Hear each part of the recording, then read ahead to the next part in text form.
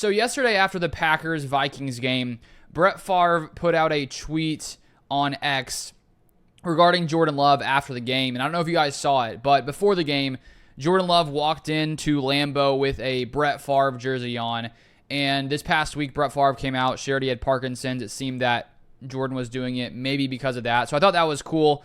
The Packers, have a long history of success here at quarterback, and so it's cool to see. And so here is what Brett Favre tweeted after the game. He said this: "Dear Jordan, just a reminder that one game, one play, or one pass doesn't define you. Way to show resilience today. You have a long career ahead. Just keep going forward." And when you look at that game yesterday, there is no doubt that Jordan Love put the ball in harm's way far too often, wasn't making a lot of the best decisions.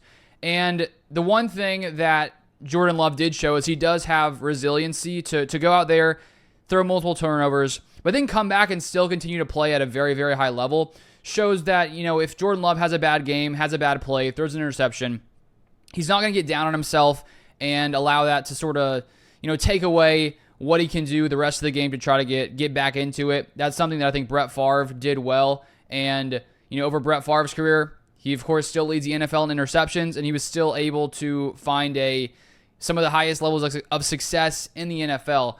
And I think with Jordan Love, it, of course, is now his second year starting after coming in 2023, taking over for Aaron Rodgers.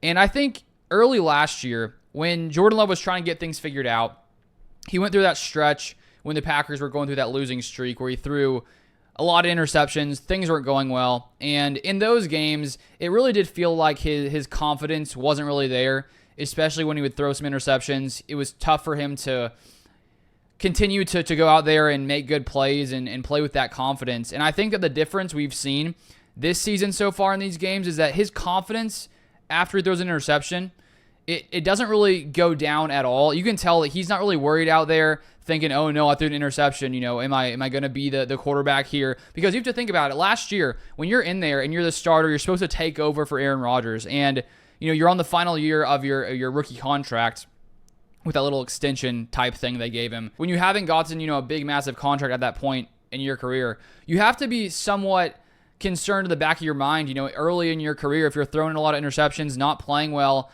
there has to be a lot of pressure on you because, if you don't turn it around soon by the end of the season, the Packers could decide to move on from you. And so you have that pressure where you haven't proved yourself. And so when you get into a hole, it's probably that much harder for quarterbacks in those kind of situations, young quarterbacks, to really bounce back from that. And I think the big difference now is, of course, Jordan Love has a whole season starting under his belt, and he knows what he's capable of doing. And you throw in the fact when your organization gives you a contract that, ties you at the time with the highest amount of money per year among quarterbacks, he has to, there's not that level of pressure where, oh no, am I going to be an NFL quarterback? Am I good enough to be an NFL quarterback? He clearly is. He's proved that. And so he doesn't have that hanging over his head where even if he had a bad month, he's still the Packers quarterback. They're not going to move on from him after a bad season when they just gave him $55 million per year, nor do I think they should.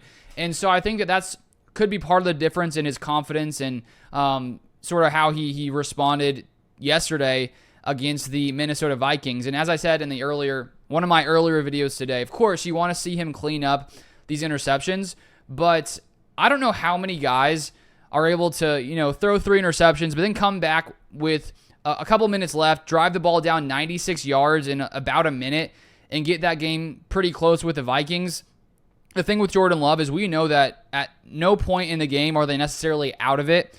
I thought when we were down 28-7 at the end of the first half that, it felt real hopeless. And then Jordan Love came out the second half and was able to pull together some drives. Still, of course, threw an interception. Packers had a fumble. But the fact that you can have 4 turnovers on offense and still nearly get back into that game with the Vikings and win that one, putting up 29 points against a defense that did hold C.J. Stroud to 7. I think that just shows you that regardless of scenario, Jordan Love is able to bounce back and carry this team because of his insane ability to push the ball down the field, make these insane throws that not many guys in the NFL can honestly make. And so that was good to see him bounce back and continue to push the ball down the field, continue to stay confident, even though things had gone pretty south for the Packers. And one other aspect of that regarding this Packers team for 2024 that's different from last season is I think if you would have had this kind of game with Joe Barry as a defensive coordinator, without Xavier McKinney back there, who has just been flying around, intercepting, 4 interceptions in his first 4 games with the Packers. It was some kind of record, they said yesterday.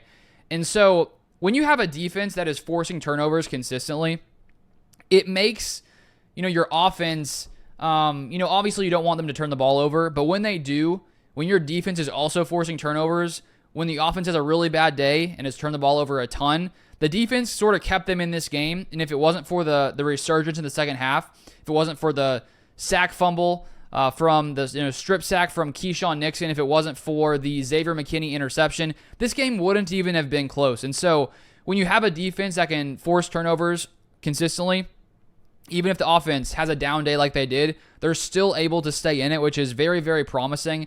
And, you think about the Packers in the next few weeks, I think that as Jordan Love plays more, as he sort of gets that, off-season rust off of him, gets that rust off of him from returning from a sprained MCL, which you could tell was somewhat affecting him yesterday. When he gets back into the rhythm of things, I don't think we're going to see the Packers turn the ball over this many times consistently. And the fact that the Packers defense is still consistently force turnovers, that is a great sign. And with Malik Willis as the Packers quarterback the past 2 weeks, the formula for success was defense force multiple turnovers. Malik Willis in the offense did not turn the ball over whatsoever. Because of that, the Packers were able to win lots of those games. And, if you imagine Malik Willis in this game yesterday, maybe he does a better job of, not forcing turnovers. I don't know, because that's a tough defense to go up against, and it would be the toughest task for him that he's faced this season after facing 2 defenses that are they're okay. I don't think either of them are the level of the Vikings. Sort of my thought on that. But I just don't know that Malik Willis would be able to, being down 21, be able to put these drives together where he goes 96 yards in, a minute and 10 seconds, whatever it was for Jordan Love. It's not to say he can't, because he hasn't really had the opportunity to do it.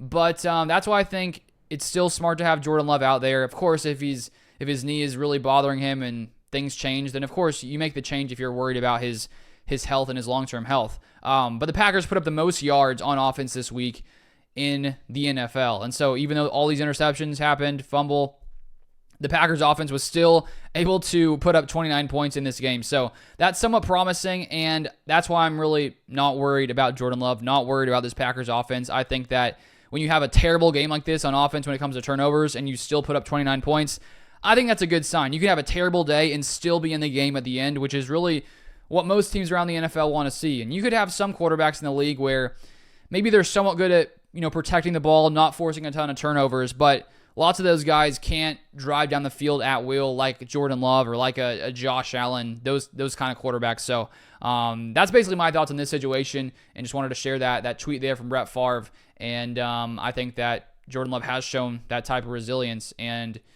as Brett Favre said, Jordan does have a long career ahead of him. So if you want more Packers content, feel free to subscribe down below, and I'll see you guys next time.